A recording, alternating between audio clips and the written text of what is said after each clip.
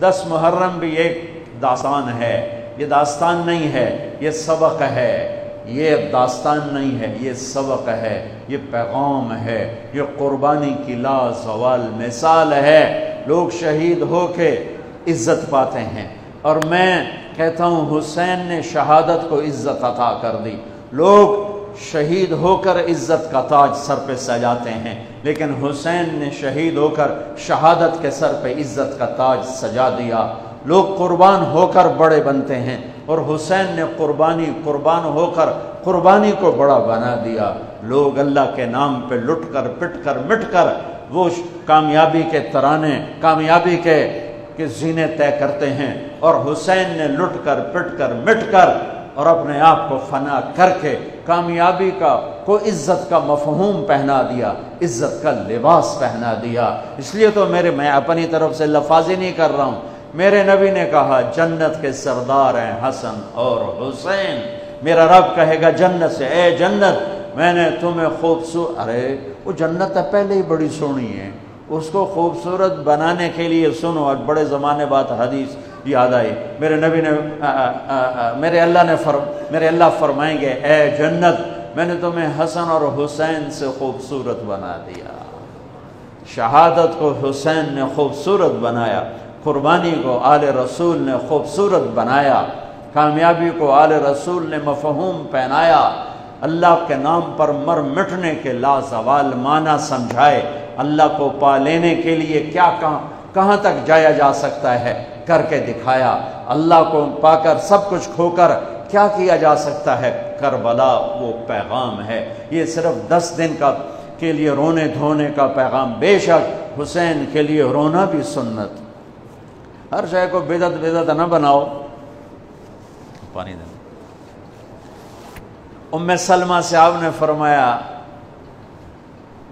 ام سلمہ آج ایک فرشتہ ملنے آ رہا ہے، بہت خاص، کسی کو اندر نہیں آنے دینا۔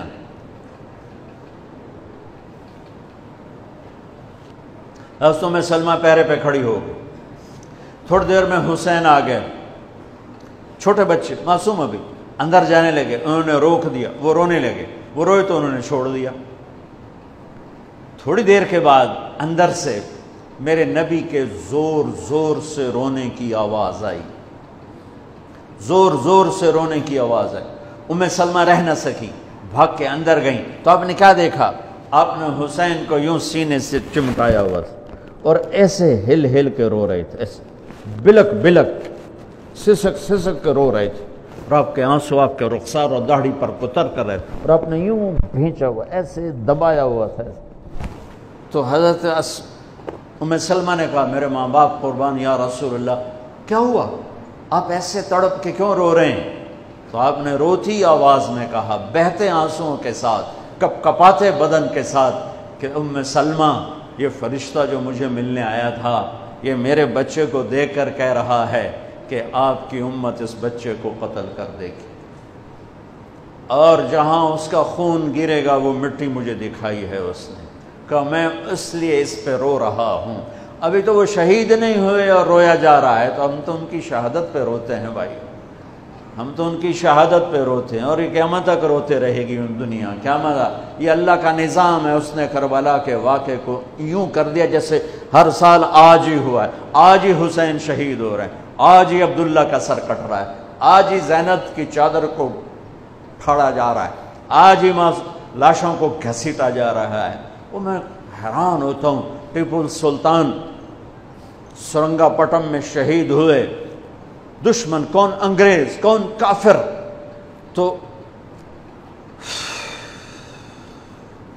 تو برطانوی لشکر نے ان کو توپوں کی سلامی دے کر دفن کیا، اور عزت و احترام کے ساتھ دفن کیا، اور میرے نبی کے نواسے کی لاش کو ان کم بختوں نے کفن بھی نہ پہنانے دیا، جنازہ بھی نہ پڑھنے دیا، دفن بھی نہیں کرنے دیا۔ اگلے دن بنو اسد کے بارے میں پتہ چلا عمر بن سعد کو، تو راتوں کہ وہ ان کو دفنانے والے ہیں، تو راتوں رات ان کو بغیر جنازوں کے مٹی میں دبا دیا اور اوپر پانی چھوڑ دیا کہ کوئی پتہ ہی نہ چلے حسین کی لاش۔ بنو اسد کا بوڑھا آیا، اگلے جب پانی خشک ہو گیا وہ آیا اور اس نے مٹی اٹھا اٹھا کے سونگنا شروع کی۔ سبحان اللہ،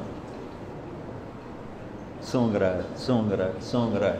ایک جگہ کی مٹی اٹھا کے سونگا تو اس میں جنت کی خوشبو تھی، تو تڑپ کے بولا یہ میرے نبی کے نواسے کی قبر ہے، یہ میرے نبی کے نواسے کی مٹی ہے، کہ وہ جنت کے سردار تھے تو قبر بھی جنت کی خوشبو پھیلا رہی ہے اس کی۔ حالانکہ بن دیکھی بات ہے، کیونکہ انہوں نے راتوں رات ان کو دبا دیا کہ ان کا جنازہ بھی نہ ہو، لعنت ہو ان کی قبروں پر، ان کی ہڈیوں پر، ان کی روحوں پر، ان کی مٹی پر، ان کی خاک پر۔ سمجھ میں نہیں آتا۔